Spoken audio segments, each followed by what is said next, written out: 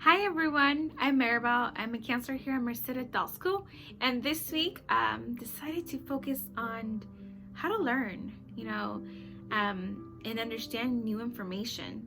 So I was able to do some research for you guys, and I knew obviously the styles, the different learning styles, but I wanted to talk to you about them and then kind of a little controversy regarding the learning styles. But why is learning important? Or well, if you want to know how to do something, you want to finish school, maybe do well in life or in work, you got to learn something to be better, right? So I think we want to be able to learn more effectively. So I think it would be a good idea to have an idea of what are the possible styles that there are, tools, or if you want to see them as tools, that too. So we know that not everyone learns the same way. Well, how you learn and how I learn could be totally different. And maybe you still haven't figured it out. You study and you still haven't gotten it right. You're not getting the grade that you want. You're not getting the job that you want because maybe you're not learning effectively. But there's no one best way to study, and it really depends on a person. Like I said, what's best for me might not be best for you. So I would like you guys to kind of learn and understand the most popular learning styles. There's 3 of them. We're looking at there's visual learners, and I'll explain what those are exactly when I go into detail in each of them. There's auditory learners and kinesthetic learners. Those are the main 3 ones.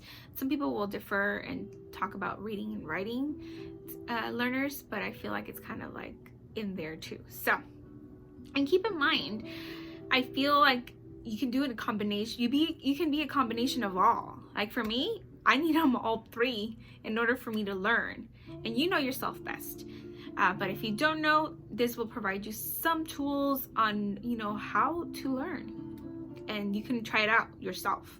So let's start with visual learning. So the visual learning is like the most common learning style.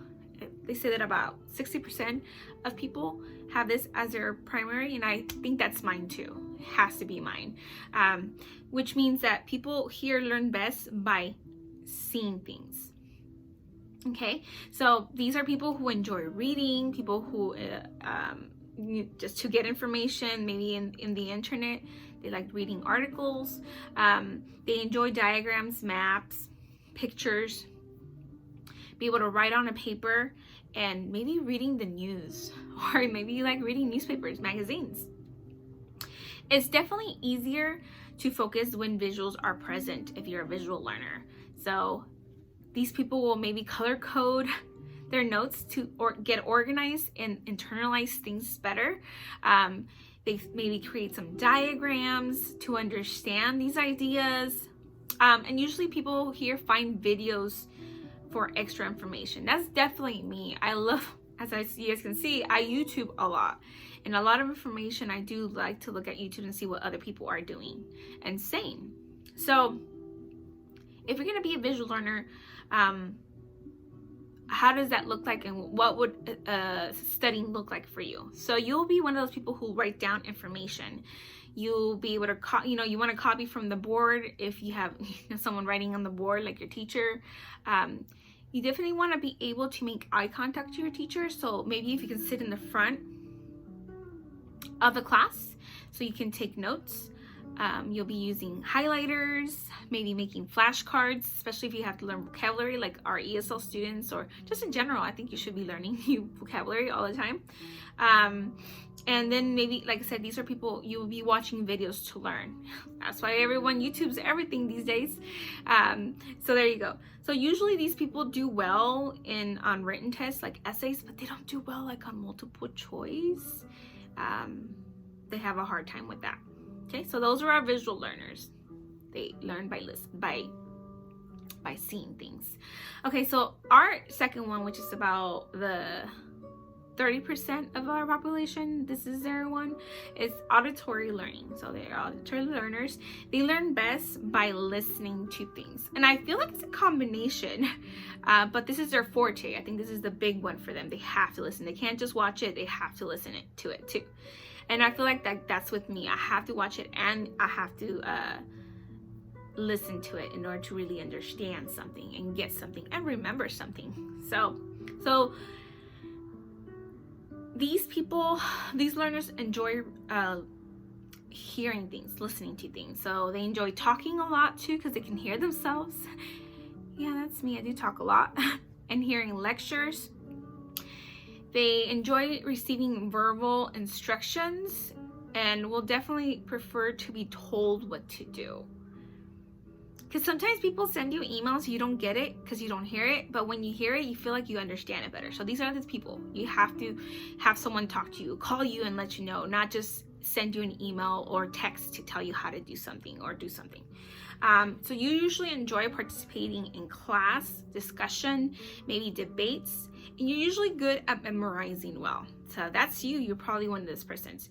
You have an ear for languages. Maybe you catch on with languages real quick. For me, it's more of, and like I said, I'm a combination. It's of this one because I pick up instruments and learn them real quick.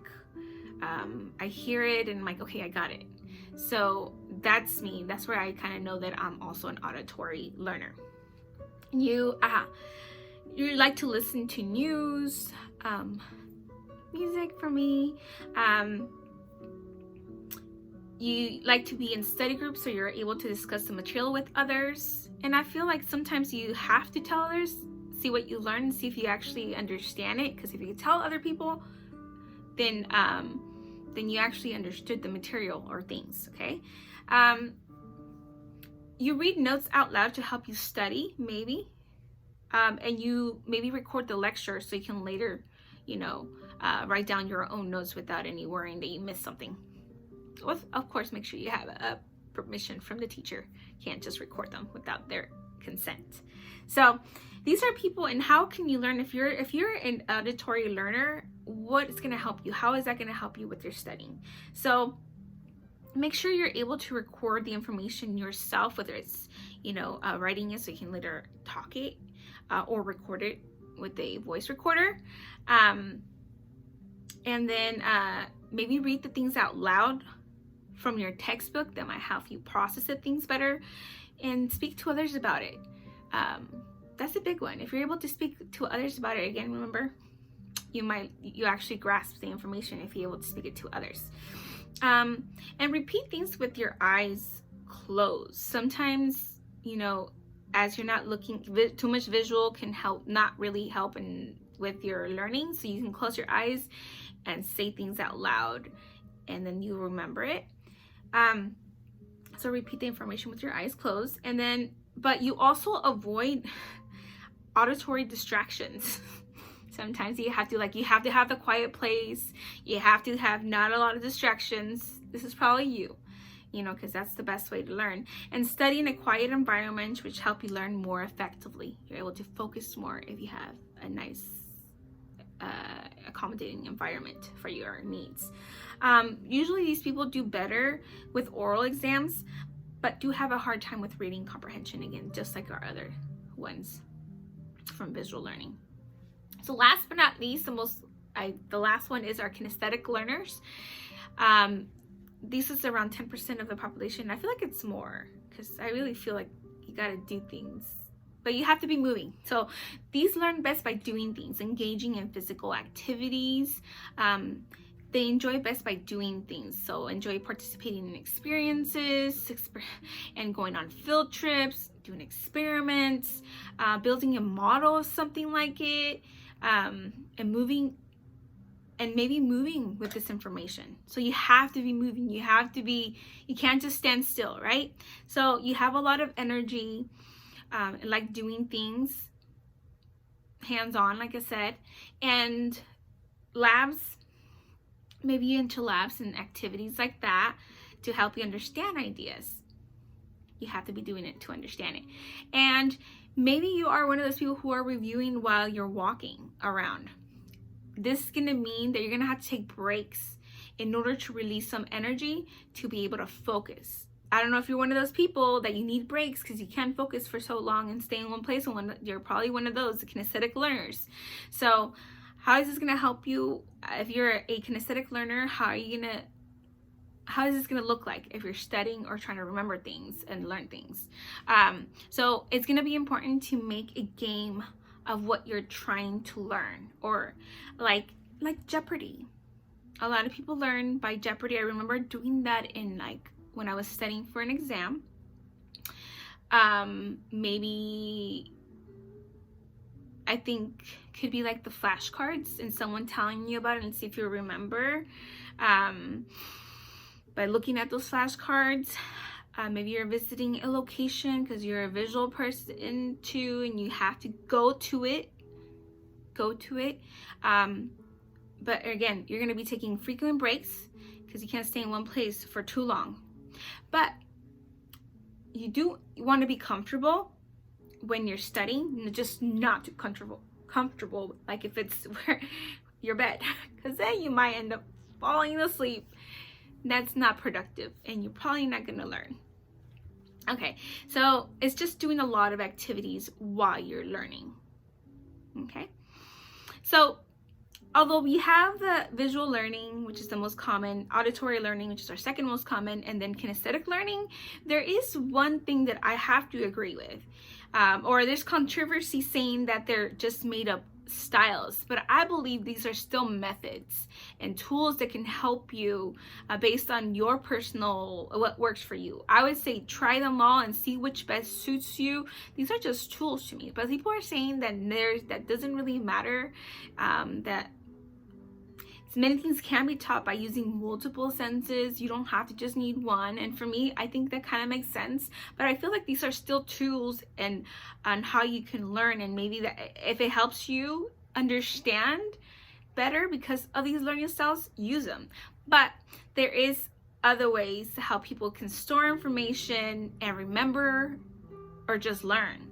They're saying that we store information in terms of meaning, which makes sense to me. If you remember my video on memory, I always said if you know your why and why you're learning, you're making connections and something that is meaningful to you. Whenever I'm learning something new, it's like that one.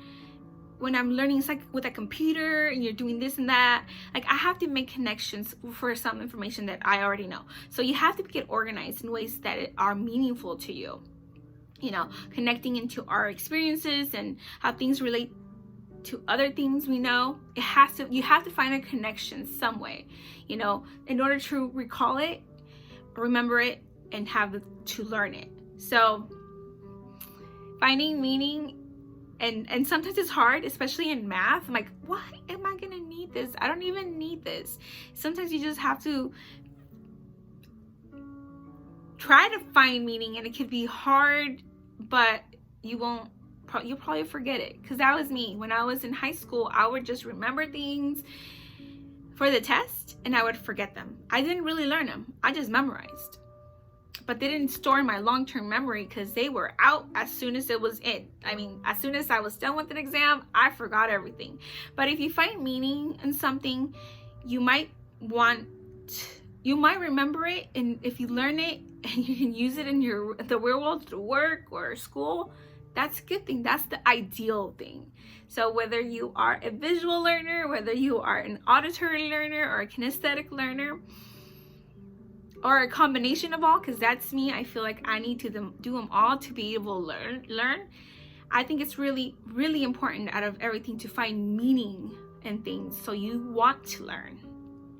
And I think as long as there is people who have controversy and those learning styles, I still feel like they can help you. If they can help you, it don't matter if they think it's real or not, or made up, because some people think it's our made up styles. But I feel it could help some people and understand and give them tools to learn and new information. And that's important if you're wanting to do better in life or do something in life, be successful in life. You got to learn things to be able to provide and put out in the community to help them. So, and hopefully that's your goal, to be able to do something in their community so you can help others. I think that's my personal goal. Always trying to learn something so I can teach it and give more wisdom to others, and maybe at a younger age, not so old. But that's all I have for you guys this week. Short and sweet, 15 minutes. If you have any questions or comments, put them in the description down below, or in our comments, comment down below.